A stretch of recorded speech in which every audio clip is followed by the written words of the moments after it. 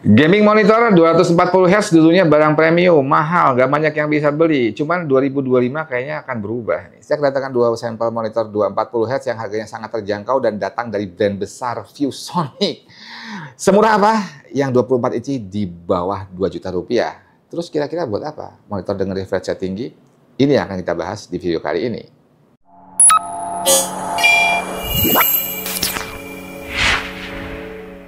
Halo, selamat siang dari Jogja. Perkembangan CPU dan GPU zaman sekarang ini luar biasa kencangnya. Semakin kesini semakin kencang, terutama untuk gaming segmen. Jadi sebuah gaming PC modern zaman sekarang itu sudah kencangnya minta ampun. Beberapa title games yang dulunya mustahil dijalankan dengan FPS tinggi, sekarang bukan masalah lagi. Cuman sebagian besar dari kita itu fokus sama spesifikasi GPU, spesifikasi CPU kita untuk meningkatkan FPS game yang kita mainkan. Tapi kadang kita lupa tentang spesifikasi monitor yang kita pakai. Padahal ini menurut saya cukup krusial untuk mendapatkan gaming experience yang optimal. Jadi seperti yang pernah saya bilang tentang refresh rate di beberapa video yang lalu, refresh rate adalah kemampuan si monitor untuk bisa menampilkan gambar maksimum dalam 1 detiknya. Jadi misalkan dua monitor dari ViewSonic di samping saya ini, refresh rate-nya kan 240 Hz nih. Ini artinya dalam 1 detik dia maksimum bisa menampilkan 240 frame alias 240 gambar. Contohnya gini, misalkan gaming PC kalian sudah cukup kencang untuk bisa menjalankan sebuah title games di rata-rata FPS 200 FPS ya, per detiknya ya. Cuman kalian lupa, ternyata monitor yang kalian pakai itu cuma 100 Hz. Itu artinya cuma bisa menampilkan separuh dari gambar yang bisa dihasilkan, frame yang bisa dihasilkan oleh PC kalian. Jadi cuma separuh yang bisa kalian lihat, karena kemampuan si monitornya cuma maksimum menampilkan 100 gambar per detik. Jadi menurut saya, memilih sebuah monitor gaming yang sesuai dengan kemampuan PC kalian, itu adalah syarat yang cukup penting diperhatikan untuk mendapatkan gaming experience yang optimal. Yang membuat saya agak kaget adalah harganya memang. Dari awal saya bilang harga ini udah murah banget. Terutama yang 24 inci 240 Hz bisa di bawah 2 juta ternyata. Oke, kita absen dulu dua produk dari ViewSonic ini. Namanya sih nggak asik, panjang banget, susah ngapainnya. Jadi yang 24 inci ini spesifikasi dasarnya adalah 24 inci Full HD IPS panel 240 Hz. Serinya VX2479A HD Pro. Sedangkan yang 27 inci ini serinya VX2758A 2K Pro, 27 inci QHD 2K ya, 1440p, IPS panel dan 240 Hz. Oke, coba kita bahas detail spesifikasinya merujuk pada websitenya. Kita mulai dari yang 24 inci ini. Jadi yang 24 inci ini display size-nya 24, viewable areanya 23,8, jenis panelnya IPS, resolusinya 1920 x 1080 Full HD, kontras hasilnya 1000:1, terus brightness-nya 250 candela per meter square. Terus aspek rasio 16:9, respon time-nya 1 milisecond MPRT, dan refresh rate-nya 240 Hz. Dan sudah support FreeSync ya. Terus color gamut yang mereka klaim untuk NTSC-nya 72% dan juga untuk sRGB-nya 102%. Untuk inputnya, konektornya ada sebuah HDMI 1.4 dan ada juga DisplayPort ya. Terus ada juga 3,5 mm audio output dan power in untuk DC. Ya, pakai adaptor yang ini. Build quality cukup solid, kakinya dari logam, tapi memang untuk sebuah gaming monitor beberapa orang bilang kayak desain kayak ini kurang agresif ya. Biasanya kan lancip-lancip sudutnya. Ini masih cukup elegan untuk sebuah gaming monitor ya. Terus secara navigasi belum joystick, masih pakai tombol di bawah sini. Terus untuk ergonya hanya bisa tilt doang nih, kayak gini ya, bisa tilt doang dan tidak ada speakernya. Oke, habis ini kita akan bahas yang 27 inci. VX2758 2K Pro. Jadi display size-nya 27 inci, viewable areanya 27 inci juga, IPS panel, resolusinya 2560 x 1440 ya, QHD, Quad HD. Kontras hasilnya 1000:1, terus brightness-nya 300 candela per meter square, terus aspek rasio 16:9, respon time-nya 1 milisecond MPRT, view angle-nya 178 derajat, flat, nggak lengkung, refresh rate-nya 240 Hz, terus color gamut yang mereka klaim tinggi banget nih. NTSC-nya 92% dan sRGB-nya 130%. Terus inputnya HDMI 2.1 ada 2 dan DisplayPort-nya ada 1 dan ini menggunakan power. Jadi adapternya udah built-in dan ada juga 3,5 mm audio out ya dan tidak ada speakernya.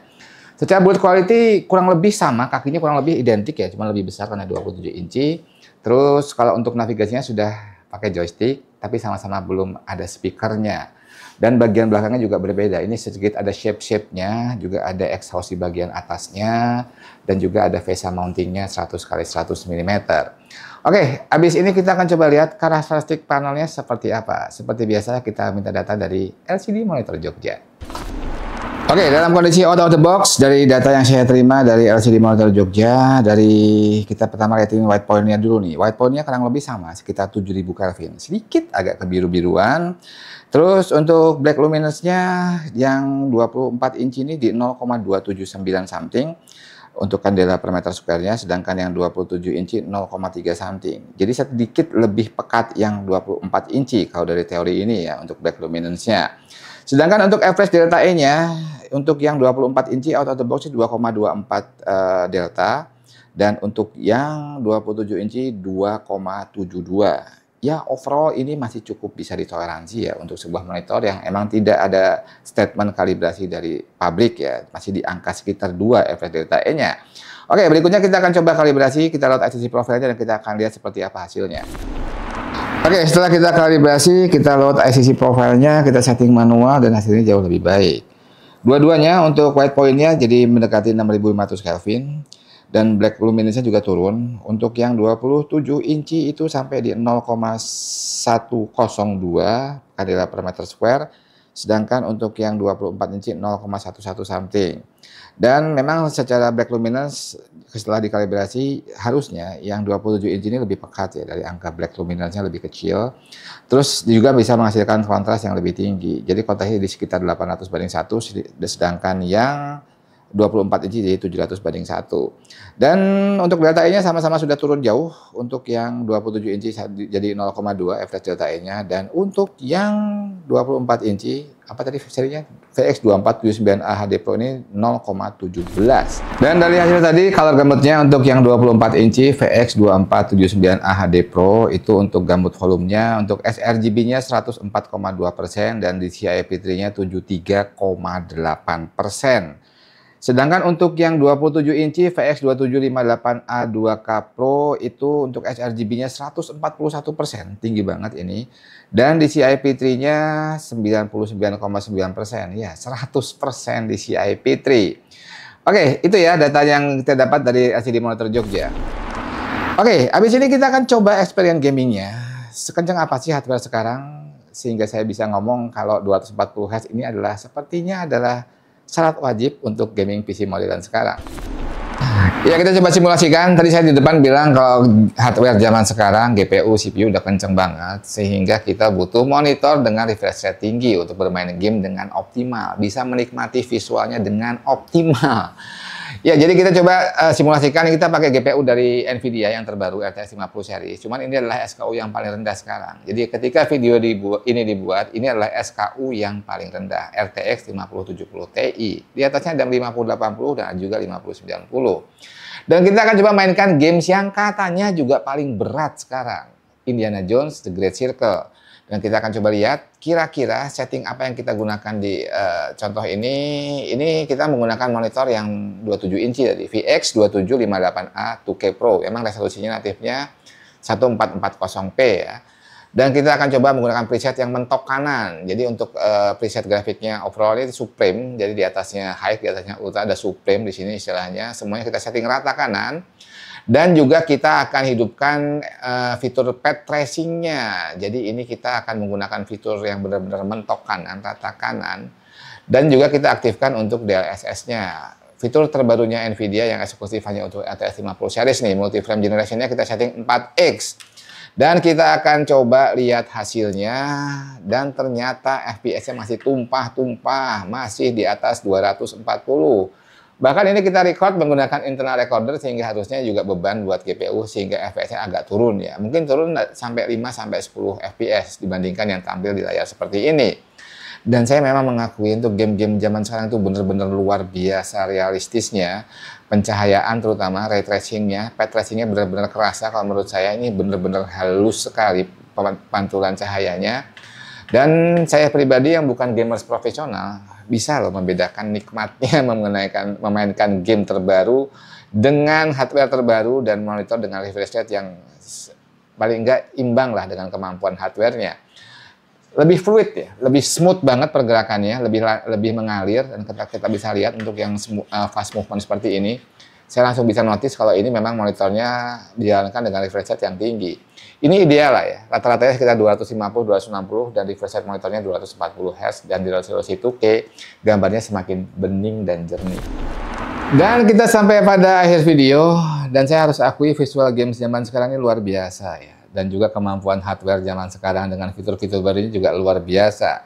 Indiana Jones, game sekeren ini visualnya ternyata bisa dijalankan dengan FPS yang tumpah-tumpah dengan RTX 50 series terbaru sekarang. Walaupun bukan yang paling high-end. Dan ternyata kalau saya mainkan di monitor dengan refresh yang lebih tinggi, yang tinggi jauh lebih nikmat ya. Saya pernah nyoba, dari monitor saya 100 Hz ya, Asus. Tapi ketika saya coba ViewSonic 240 Hz yang 2K ini benar-benar experience-nya beda banget ya. Jauh-jauh lebih nikmat ketika kita menggunakan monitor yang proper untuk menjalankan game-game terkini dengan FPS yang tinggi. Dan mungkin buat kalian yang ingin upgrade PC atau upgrade GPU atau ngebuat PC baru, pesan saya jangan lupa perhatikan spesifikasi monitor kalian. Jangan-jangan nanti kenikmatan kalian bermain game terlimitasi oleh refresh rate monitor kalian. Karena gambar yang bisa tampil hanya mentok mungkin cuma 75 atau 100 gambar per detiknya, sedangkan PC kalian bisa mengenerate lebih dari itu ya. Dan dari dua produk ViewSonic ini menurut saya cukup patut dipertimbangkan. Pertama dari sisi harga, ini agresif banget ya. Nggak tahu kalau emang ada di luaran brand lain yang bisa jual 24 inci Full HD 240 Hz IPS di bawah 2 juta ya. Setahu saya sih nggak banyak, bahkan mungkin belum ada ya. Mungkin kalau teman-teman tahu ada brand lain yang jual spek mirip di range bawah 2 juta, bisa tulis di kolom komentar. Sedangkan yang 27 inci ini, VX2758A ini resolusinya 2K dan sama refresh rate-nya 240 Hz, ada di harga sekitar 4 juta ya. Mungkin sedikit di bawah 4 juta di marketnya nanti. Dan kita habis ini akan simpulkan beberapa poin positif dari kedua produk ini. Kita ngomongin poin positifnya dari dua produk dari ViewSonic ini. Yang pertama yang 24 inci ini. Namanya sih kepanjangan menurut saya. Serinya itu kepanjangan, susah diapalin. VX2479A HD Pro dijual di bawah 2 juta. Dan menurut saya ini menjadi yang paling murah di market sekarang untuk 24 inci IPS 240 Hz. Kalau teman-teman tahu ada brand lain yang speknya mirip-mirip dan di bawah 2 juta harganya, nanti tulis di kolom komentar ya. Poin positifnya, IPS panel cukup berkualitas dari hasil tes tadi, terus juga secara build quality cukup kokoh, walaupun tidak terlalu agresif, cuman cukup premium, karena kakinya logam. Terus juga secara desain bezel-less dan sudah 240 Hz, tinggi banget refresh rate-nya dan dijual dengan harga yang sangat-sangat kompetitif. Terus mungkin minusnya ya sama lah ya, kalau yang 24 inci ini belum joystick dan juga nggak ada speakernya. Lanjut ke yang 27 inci, serinya VX2758A 2K Pro. Kepanjangan, ini kalau disingkat dari ViewSonic biar nggak susah ngapalinnya. Ini size-nya lebih gede, tapi juga resolusi lebih gede, 2K 1440p. Sama, ini juga dengan harga yang cukup agresif, sekitar 4 juta, bahkan di bawah 4 juta rupiah. Dan kalau kita lihat build quality sedikit lebih premium, ini nggak pakai adaptor, pakai joystick juga, walaupun sama-sama belum ada speakernya, panelnya juga relatif cukup berkualitas. Dan dua-duanya datang dari brand besar ViewSonic, brand yang memang spesialis membuat visual solution, terutama monitor, dan garansinya 3 tahun. Gimana menurut kalian? Apakah kalian tetap ingin upgrade VGA dulu atau ganti monitor dulu? Monggo tulis di kolom komentar. Gitu aja, semoga informasi ini bisa berguna buat kalian. Sampai jumpa di video berikutnya. Salam istimewa dari Jogja.